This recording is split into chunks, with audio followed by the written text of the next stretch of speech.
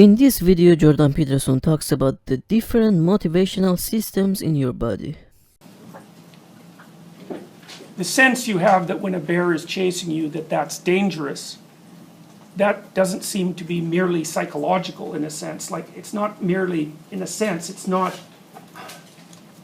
less real than perceiving the bear as an object. An object that eats you is not the same object as an object that remains neutral to you or positive. And it seems quite clear, and this is where the Darwinian issue I think arises, that you have to evaluate with your perception, because otherwise you're too slow. So anyways, I developed this diagram as a consequence of thinking about these things for a long time, and the diagram is predicated on the idea that when you begin to act in the world, you're inside a motivational frame, let's say, and that motivational frame can be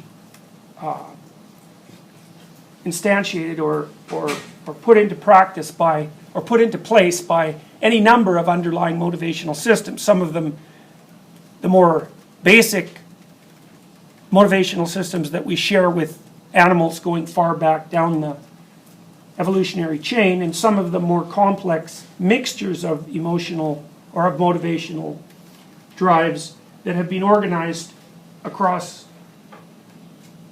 lengthy periods of time and in social circumstances. So, for example, if you're at a bar and you're looking for someone,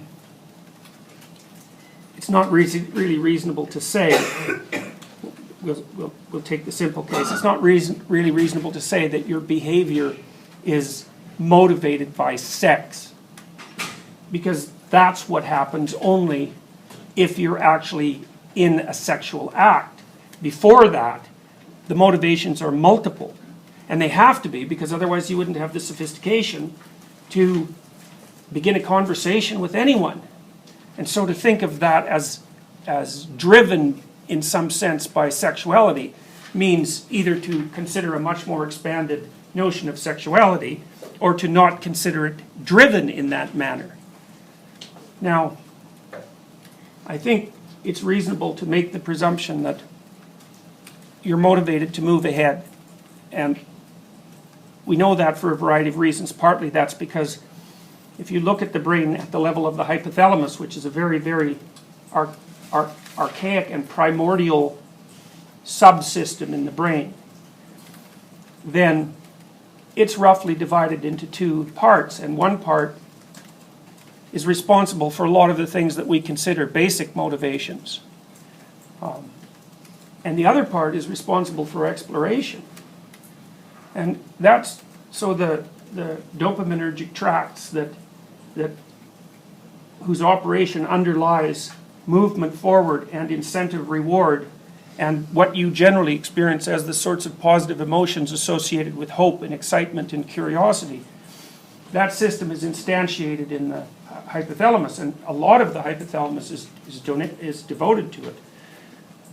So there's a very primordial system whose operation appears to be a default. It's a default operation if none of the other motivational systems need current attention.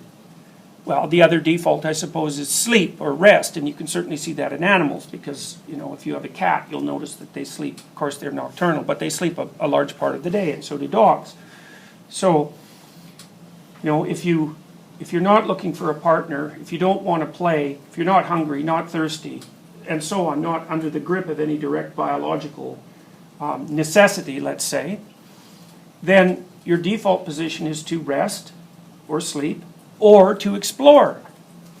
And the thing about the exploratory circuit is it's really old. It's as old as pain. It's as old as lust. It's as old as anger. It's as old as hunger. It's as old as thirst. Like, it's a really, really old system. It's a very, very primordial system. And human beings are quite hyper-exploratory, at least collectively, as you can tell, because we keep inventing new things and exchanging new modes of being. And So you can say in some sense that you have a drive to engage with the world and to expand your domain of knowledge.